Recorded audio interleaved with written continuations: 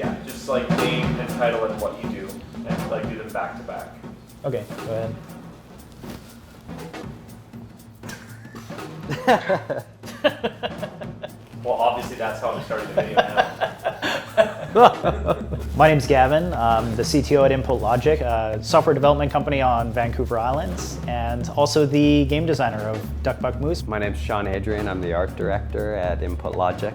As the art director, I got sucked into the board game foray and to line up illustrators and packaging and just generally keep the project on track. My friend Tash and I, we were on a hunting trip. Me already being a bit of a board gamer, I was like, hey, I should have brought some board games. That would have been fun. And Tash was like, I'm not sure the guys we're going hunting with are much for board games.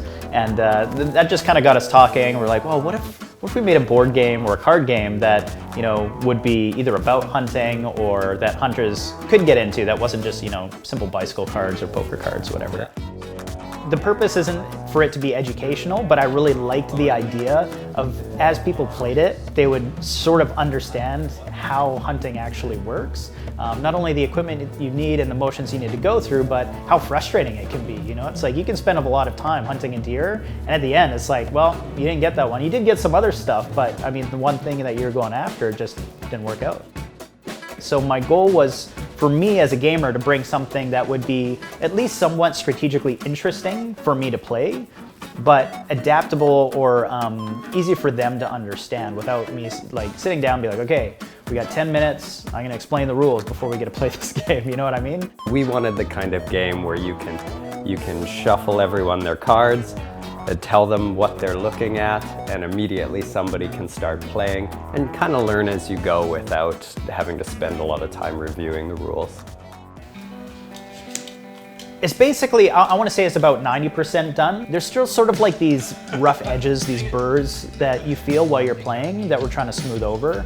And honestly, that's actually where I'm hoping to get a bit of feedback from the Kickstarter community as we put it out there. I think there's a certain pride that comes from backing something that makes it into the real world. And we want to share the excitement of producing the game with all the early fans who, maybe download the print at home version and play it, or see the Kickstarter and, try it with their family and maybe have some ideas they share with us.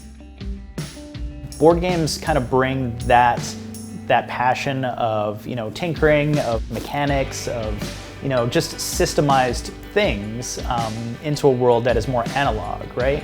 What it is for me is sort of like this interest of my passion of creating, but also this connection to something that isn't digital.